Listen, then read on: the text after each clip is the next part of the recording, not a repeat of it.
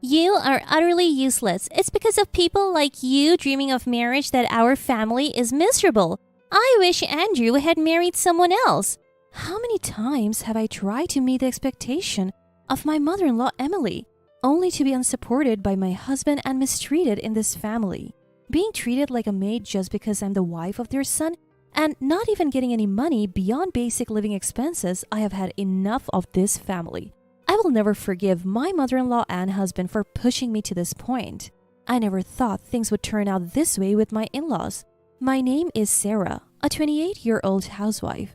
After marrying Andrew, my life took a nosedive when we moved in with his parents.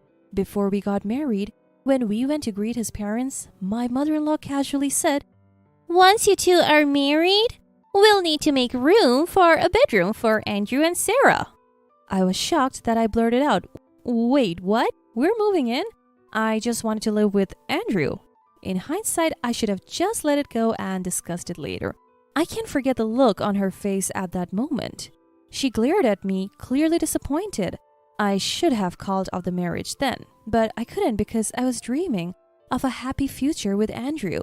My mind became preoccupied with how to get along with her rather than sticking to my own ideals.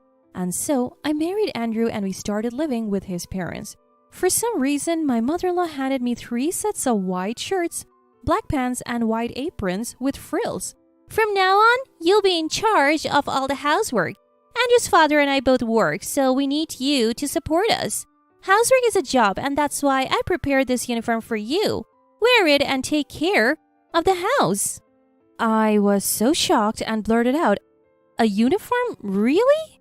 I was worried that I had again offended her, and I covered my mouth with both hands. Then she sighed and said, "You're not an employee, but I'll give you $300 as an allowance." I was so surprised that I exclaimed, "Only $300 a month?" But she didn't seem angry. "Don't worry, Andrew will inherit our assets, and although you have no right to them, I'll tell him to share them with you." "Inheritance? It's almost in the tens of millions, so don't worry." I counted with my fingers and was amazed. I would be lying if I said I wasn't happy at that moment, but when I thought about it, considering life expectancy, his parents would probably live another 30 years. I realized too late that I'd make more money working than being a housewife living on a $300 allowance waiting for half of an inheritance. After that, I did the housework wearing the uniform mother-in-law had given me just as she had instructed. At first, I felt a bit embarrassed wearing it. It was a full-on maid outfit. Even when I had to go out to buy groceries, I felt self-conscious. I could have worn my own clothes, but changing back and forth seemed like a hassle. Initially, mother-in-law told me to work all day, but I figured it was fine to take breaks since everyone else was at work. However, when mother-in-law returned in the evening, she inspected every corner of the room and scolded me. "Your cleaning is sloppy. What have you been doing all day? I trusted you with this job and you slack off? That's terrible." She then dragged me out of the garden shed, locked me in, and even put a padlock on it. I have a mild case of claustrophobia, so dark and confined spaces make me anxious. I started to tremble with fear and found it hard to breathe. Somehow, I endured it and was let out an hour later, but I was so disoriented that I collapsed on the ground. Seeing this, mother-in-law said, "Hurry up or I'll lock the house," and actually locked the front door and turned off the garden lights. After calming down a bit, I rang the doorbell and knocked on the door, but no one came to help. Instead, Andrew peeked out from a second-floor window and just stared at me. Why won't he help me? Frustrated, I yelled, "Andrew, unlock the front door. This is awful." Andrew replied, "It's your fault for not doing your job properly. Be a sincere wife. Oh, and if you try to escape, next time you'll be locked in the shed all day." And then he closed the window. I had only told Andrew about my claustrophobia. He must have told mother-in-law, who then used it against me. The thought made me incredibly sad. I considered running back to my parents' house, but what if they couldn't protect me? And I ended up locked in the shed again. The thought made my legs tremble and I sat down right there. After a while, the front door opened and father-in-law William, who looked sympathetic, came out. "Sarah, everyone's asleep. Come inside. I'm sorry I couldn't help you sooner. I don't have much say in this house," he said with a puzzled look. I had always thought father-in-law was passive and agreed with mother-in-law, but it seemed that wasn't the case. Thank you, I said, expressing my gratitude. Father-in-law gave me a troubled smile and said, For now, come inside.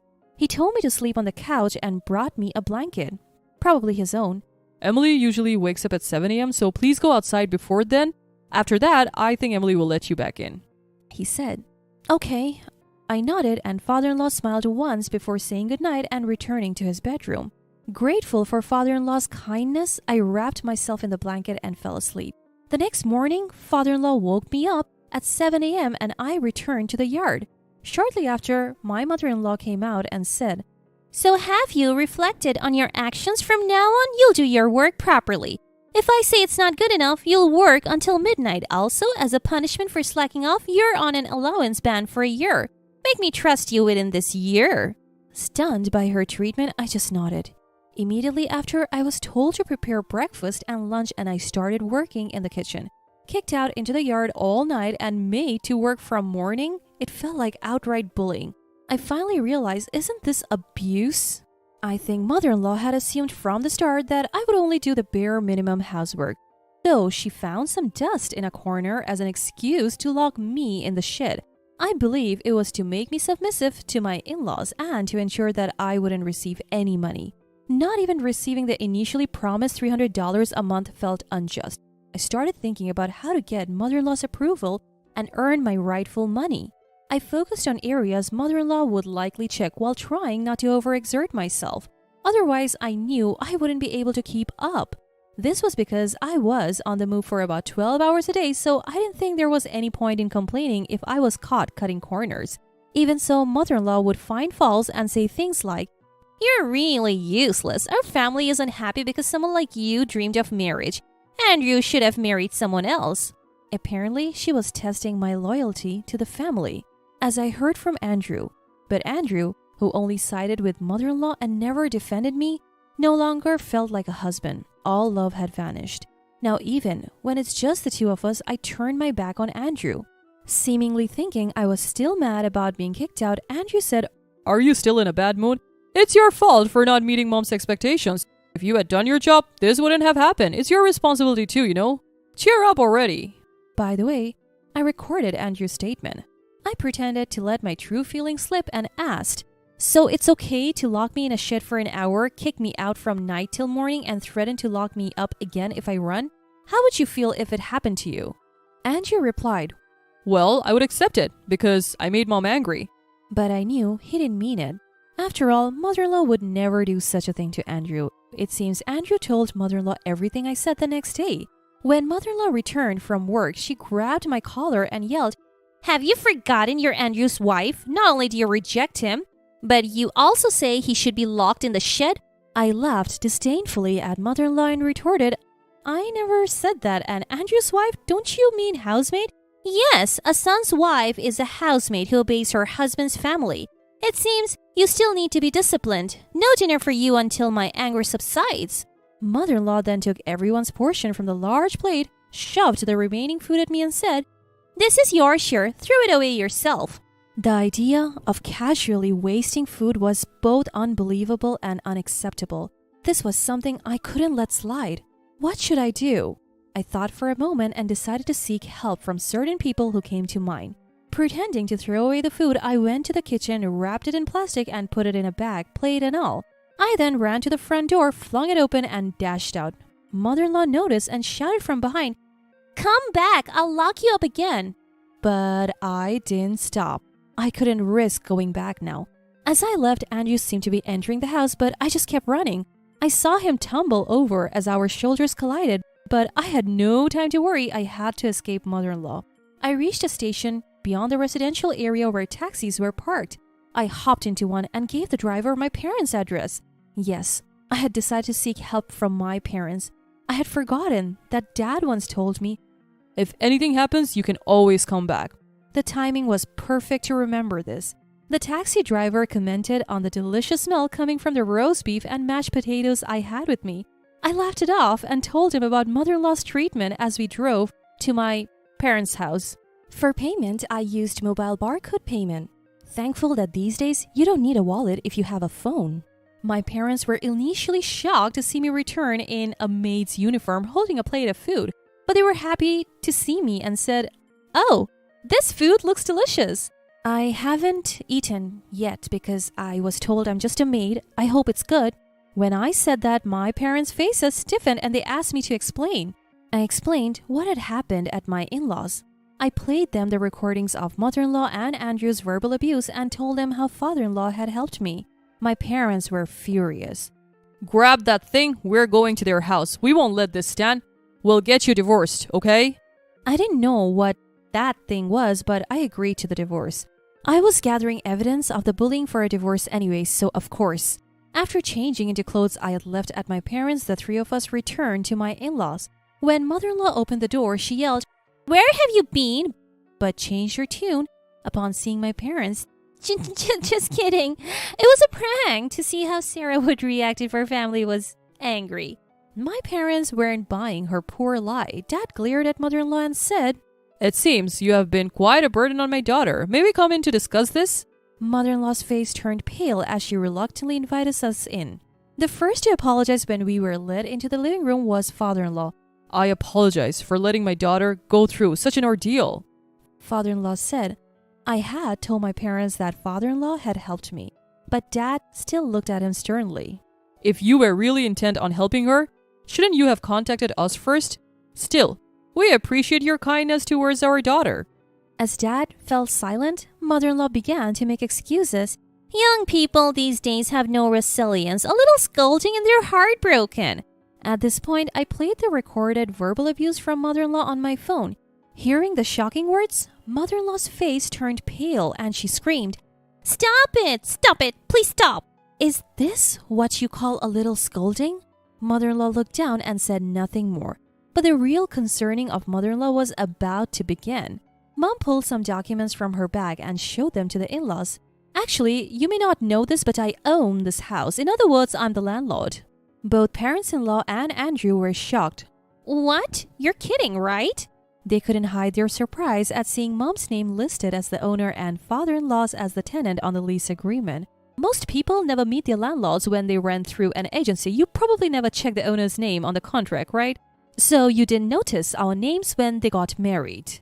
Mom said, glaring sharply at mother-in-law, who glared back, "How could you not tell us?" I thought it would be inappropriate to establish a hierarchy between landlord and tenant, but you've created a terrible one between your family and your son's wife.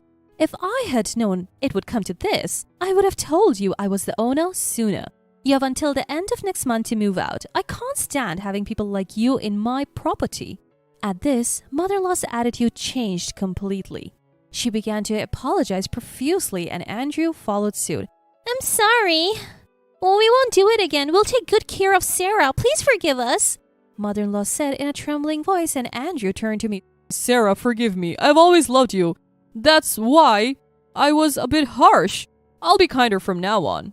I then played the recording of Andrew's abusive comments towards me, yelling abuse at me, accusing me, and it's been like that ever since I came to this house. "Do you think I can forgive you after hearing this?" At my question, Andrew seemed less bothered by the question itself than by hearing his own voice. "I'm sorry. It was my fault. Please, stop playing that." "I can't continue a marital life with you. If you don't want this audio to get out, pay compensation and let's get divorced." All right, all right. Andrew nodded repeatedly, perhaps not wanting to hear his own voice anymore. Then I turned my gaze to mother-in-law and said, "Emily, you clearly stated that I'm your maid, right? I recorded that too. I'll charge you $10 an hour, and considering I've been working 12-hour days for the past 3 months, that's roughly $10,000. I'll send you an itemized bill later. So please make sure to pay it." Mother-in-law looked up and shouted, "I can't possibly pay that." But at that moment, father-in-law interjected, "Pay Sarah. You've done enough to her to warrant that amount. I'm the man of this house and you'll do as I say." Father-in-law declared in a strong tone. Everyone was stunned by father-in-law's words and the room fell silent. Then father-in-law stepped forward again and apologized deeply. "We have caused Sarah so much pain. I am truly sorry." After that, Andrew and I divorced. Not only did I receive compensation and a share of the assets, but mother-in-law actually paid me for my maid services, which gave me a bit of a financial cushion. Father-in-law left that house and returned to his hometown. Mother-in-law and Andrew said they couldn't find a place to live and stayed until the last possible moment. But once the neighbors found out the truth, they began to avoid them. The neighbors had misunderstood that I was a maid, not a daughter-in-law. When they found out the truth, they saw mother-in-law and Andrew as a twisted family who treated their daughter-in-law like a maid. The rumor spread throughout the neighborhood and even reached mother-in-law and Andrew's workplaces. In the end, they left the house when the deadline came and went their separate ways. I hope they remain alone forever. I returned to my parents' home and started a part-time job at a nearby cafe. I had always wanted to work in a cafe, and now I'm enjoying my time there, getting to know the regulars. I can afford this lifestyle because, like my parents, I also own rental properties. I'm glad I kept that a secret from my in-laws. Otherwise, they might have tried to take advantage of me. My dream of having a happy married life hasn't changed, so I plan to take my time finding the right partner in the future.